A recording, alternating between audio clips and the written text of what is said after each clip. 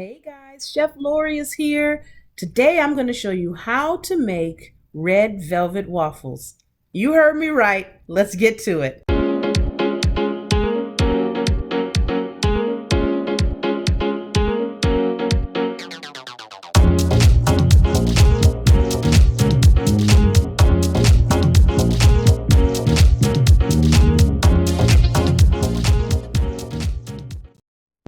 First, we're going to start with our dry ingredients. We're starting with 2 cups of all-purpose flour. To that, we're going to add some sugar. And next, we're going to add some baking powder. Oh, yes, this will make them rise. Look at my kids walking around. Mommy's making a video, guys. Anyway, next we're going to add some cocoa. And we're going to whisk all of this together until it's nice and well combined. A whisk is my shortcut to sifting. I don't like sifting, so I use my whisk. Next, we're going to add a little bit of salt. A little salt goes a long way. Don't overdo it, just a pinch. The complete recipe is down below. The link to the complete recipe is down below, and you can find the full recipe on my website. All right, those are our dry ingredients. Let's get to our wet ingredients. Next, we're going to mix in our wet ingredients. We're going to start with buttermilk. Buttermilk is the bomb, baby. Just don't make a little bit of a mess like I just did. And look, there go the kids again walking through my video. What is happening this particular morning, people? Why are they walking through my video? Anyway, moving on. You're going to add your buttermilk in there. Get that nice and ready to go. Then to that, we're going to add some well-beaten eggs, okay? The eggs are going to help everything bind and stay together.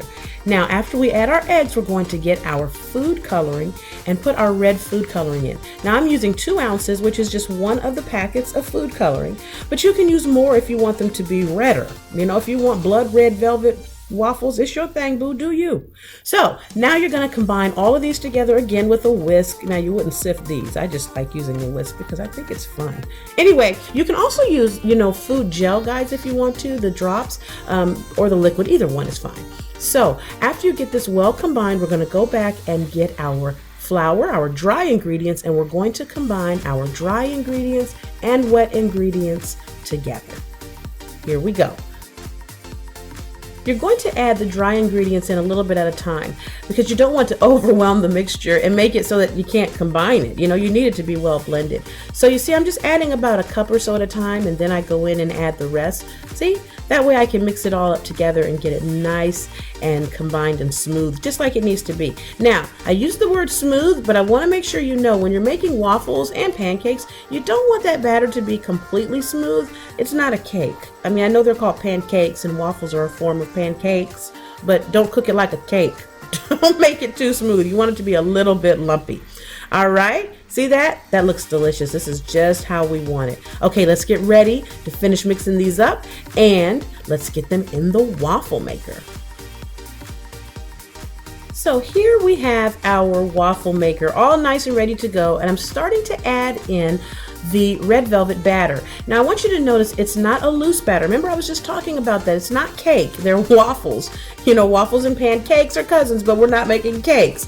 So a little thickness on this batter is actually a good thing because you want them to be firm.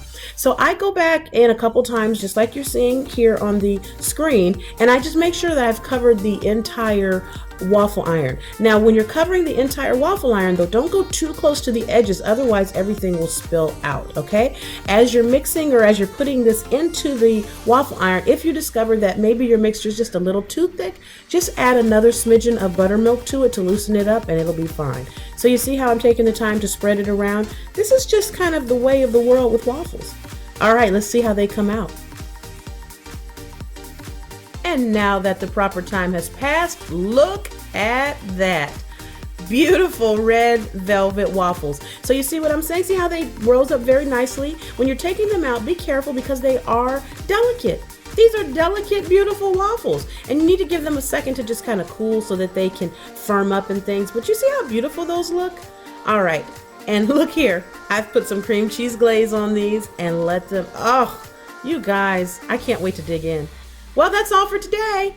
I hope you've enjoyed this video. Be sure to give it a thumbs up if you had. Please subscribe to this channel, Chef Lorious, if you'd like to see more classic and contemporary comfort foods. Thank you very much for being with me. Have a Merry Christmas. See you next time.